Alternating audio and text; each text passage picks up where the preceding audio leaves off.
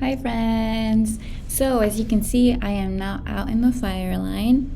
I am currently at my job where I work year-round. I'm a student and tutor coordinator for a nonprofit literacy center. But I just wanted to come on here real quick before we get started with the fire video. That this video is going to be pretty random. I have a lot of different clips. Most of them are just me in the shower talking about the fire and whatnot. The reason being is that in this third fire, we worked graveyard, so we were working night shift from like 6 p.m. to about 8 in the morning. So we did get a lot of action, but I wasn't really able to record it because you can't really see at night. I can barely even see out there with a headlamp. But what also happened during this fire was that I lost my phone. So I lost a lot of clips that I did get. We were really close to the fire in this fire, so I'm really upset that I wasn't able to show some of that footage here for you guys. But I was able to save like a few clips. That's because they weren't taken by me.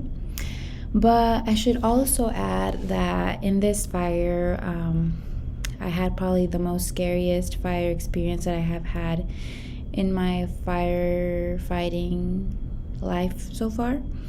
But yeah, I'll share more about that when I share the clips, because I believe it happened in the third or fourth night. So I will add the few little clips that I have of that fire that got really scary, and then I will let you know what happened there. But thanks for watching, and I'm sorry it's gonna be a choppy one, but the following ones are good.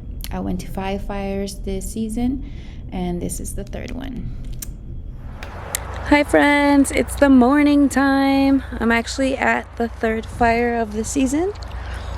Yeah, let me show you around. It's morning, and I just got back from work because we are working night shift. We're working in Oregon, 2 hours away from my house, and right now I'm on my way to take a shower, so let's go. So like I was saying, I just got off work because we're working night shift, and I'm at the third fire. Excuse me, so a little sick. I finished at the other fire at Reno. It was lovely, and yeah, and then like I literally just was home for a night, and then I got changed crews. Can you believe that? I got switched crews because as a trainee they want to see how I can work with different crew bosses, so that I can learn from all of them, right? So it was a little bit sad because I was just so used to my other crew and I really liked them, but you know what, I'm up for the challenge, and I've met some great people here too, and it's going well. But yeah, we are here near Roseburg, which is like 2-3 hours away from Salem, which is my hometown. And yeah, we got stuck working night shift, and we've been seeing a lot of action, which is great, so that way I can show you guys more fire stuff and whatnot. But yeah, right now I'm in the shower. I didn't really want to show you outside because the staff lady was there and I didn't want to trip her out with the camera, you know. And plus it doesn't look good if I'm coming in here with the camera, right? But luckily there's no girls here yet, so let me show you around real quick. So this is this type of showers that we have here. So we all each get individual ones. I'm in the girls side, and then past that door, it's like a trailer thing. So then the stairs will go down, and then on the other side there will be a door, and then that's the guy's bathroom. I really have to pee right now, but I wanted to show you guys real quick what this one looks like. This one's pretty cool. It has stools and mirrors so we can get ready. But yeah, let me show you inside. Just a regular shower. with mats and whatnot. So I'm gonna wear my flip-flops and get ready to take a shower.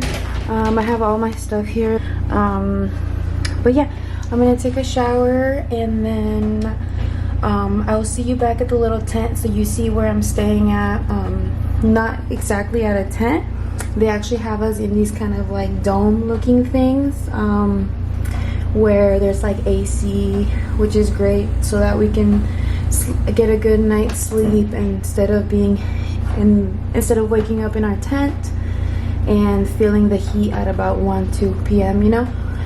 Sorry if I'm like a little bit, you know, I just got off work, I'm tired. It was like a 14-hour shift or so. Right now it's, what time is it?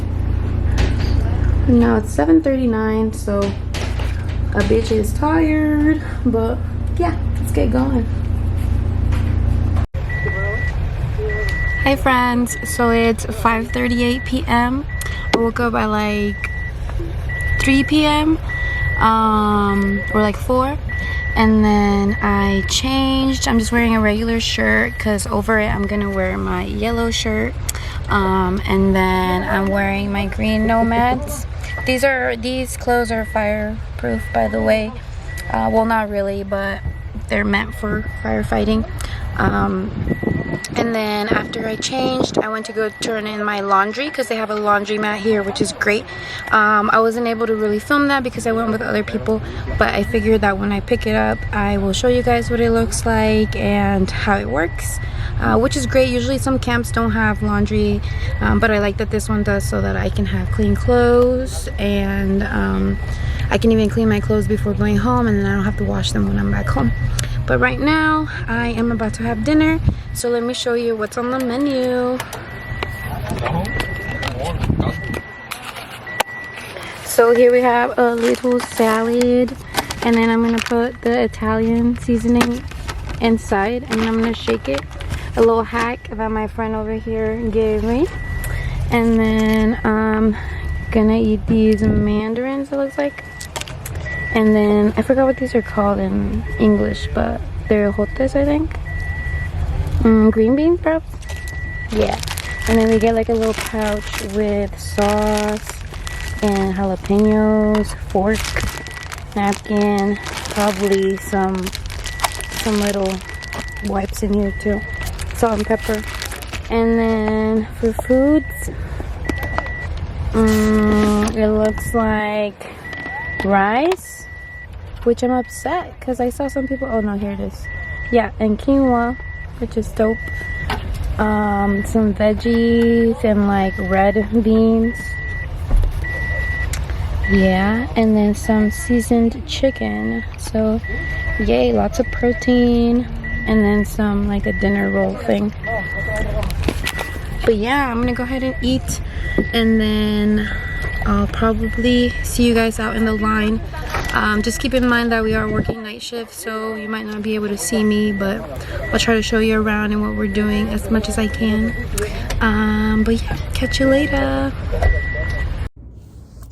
Alright friends, so on the 3rd or 4th night of this fire, myself and my crew, experienced one of the craziest fire experience that we've all seen. I think the fire ended up blowing right in front of us, and I wanted to make sure to incorporate that in this video because this was probably the scariest experience I've had in my life while firefighting. Sorry, I thought I heard something. And yeah, we were directly working in front of the fire, and this is what happened. So my crew boss pulled me aside and was like, hey Karina, can you go work the pump just in case the flames get closer to the road. You can turn on the pump, and then that will pump up the water line, and then the crew members would be able to use the hoses to turn off anything. So I was like, sure, I'll go. And then he was like, take the Sawyer so you're not there alone if you have problems pulling the pump, because it is kind of a hard pull and you kind of need someone to put their foot so you can get a good grasp and pull it. So I took him. We went probably like, I would say like 80 to 100 feet away from the rest of the crew. The division is basically like the overhead. They're in charge of that section of the fire, and that's basically our bosses out there. So they wanted our crew to stand in a line about 50 to 100 feet apart from each other while they were observing the fire that was heading our way, because the other crew, the grayback firefighters, they were going to be torching up and throwing up these little thingies, I forgot what they're called, I'll include it here, that spark up a fire and burn. So this is called a backburn. Basically what we do is the fire is heading our way, we torch up the green that's hitting the road so that I can meet the fire that's coming, and that way when that fire meets, it won't jump to the other green side, and we can save this other side of the forest. So that was our task that night. So my whole crew was lined up. I was working the pump with the Sawyer, and then while this was happening, the grayback crew ended up throwing the little thingies that I still can't remember what they're called, so that the fire can meet the fire that's coming, right? Well, the division told them to just throw them like very back to back, which was his mistake, and he ended up admitting later. The reason this was a mistake was because we were all standing in a line where it was a chimney kind of thing. This is what we call basically a hill of trees that is like going downward like that. So that was very dangerous, because what ended up happening was that there was a quick shift in wind, and all of these torches, all of this torching that happened and little bomb thingies that were thrown ended up causing the fire to lift really heavy up to the very top and jumping over to the green, which was what we were trying to avoid. It all happened way quickly. As you can see from the little video, there was a member that had a hose and he was trying to turn it off, and our other crew members were like, dude, let it go, like we can't avoid this, we need safety. Like they were a little bit concerned for themselves. While I was at the other side working on the pump, I say the other side because it was kind of like, you know, the chimney that I'm talking about, so I can't even see my crew standing in a line. While I was over here, one of the crew members that's also a driver ran to the truck, and then he was like, Karina, get in the car. And then I was like, I was told to stay here. And then he was like, no, get in the car, there's like the fire's escaping. And I kind of had a clue because I had the radio and I could hear that the division and the other crew bosses sounded a little bit worried. And then I was like, but Heriberto's here, which is the Sawyer, and I was like, and then there's these other two crew members that are in my crew that were also asked to come along just to pump the hose there if anything happened right there in front of me, you know?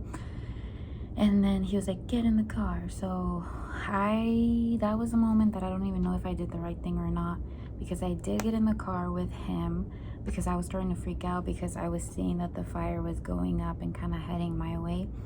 And I was like, shoot, this is like, and that moment I thought, man, I might not make it out of this, you know, I might burn alive. So I got in the car with him, and then he quickly went through the road.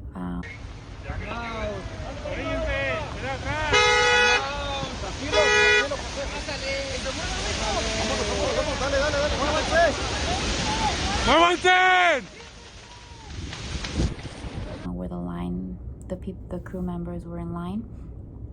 And while we were driving through it, probably happened like 2-3 seconds, the fire was like approaching on top of the truck, kind of like really getting up there. And a lot of the crew members ended up saying that this was bad on his part because he put both of our lives in danger if that fire would have like got stuck with the car, and then we both would have been doomed, you know. But he says that it was the best idea because the division had told the drivers to get the cars and get the people, but he was the only one that actually did what he was supposed to and got the car to be in the line so that the majority of the crew members were able to get, well, not the majority, honestly, probably like 6 or 7 crew members were able to get in the truck, and we were all squished in there. Just we left that scene and went to a safer area while we were over there worried about our other crew members that weren't able to get in the car. But what ended up happening was that they, out of being scared, out of fear, they got into whichever car, even the division's car, whoever's, and then telling them to go to safety. And so they were able to meet us. But what also happened was that the Sawyer that was with me and the 2 other crew members and the division that were near the pump where I was, they had to roll off the hill to get to safety. And I'll have you know that this hill was full of poison oak. So I got lucky in the sense that I didn't have to roll down the hill to get to safety because I got in the car with the driver. But in a way, I do still feel kind of bad because I am a trainee and I was training to be a squad boss, and the people should be first, not me. So I'm still kind of back and forth on whether I did the right thing or not. But when you're in that scary situation, you're just kind of like, I gotta save my life at least, right?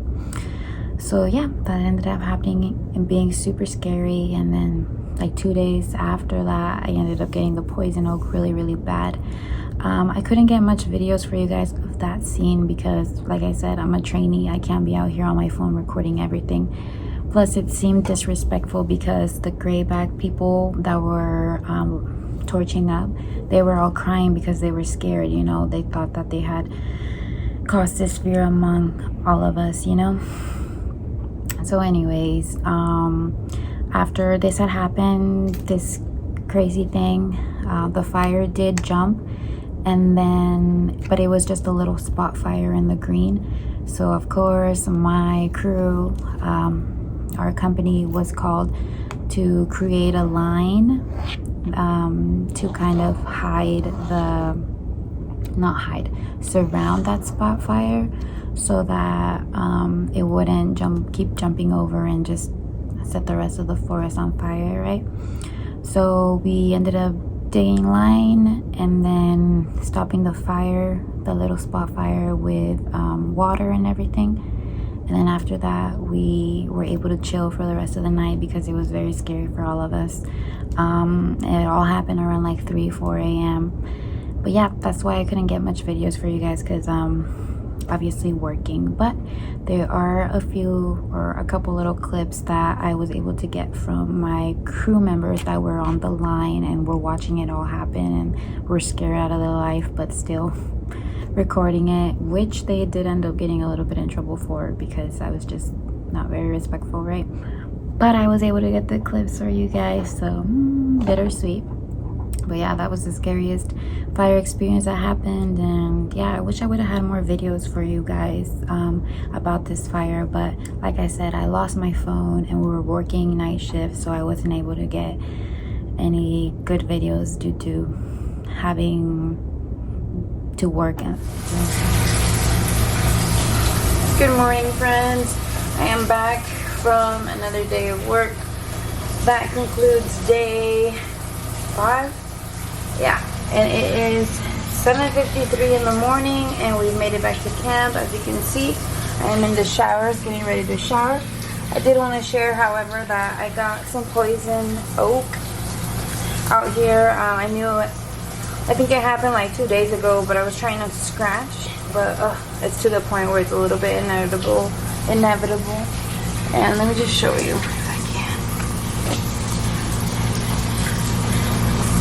There's all right there.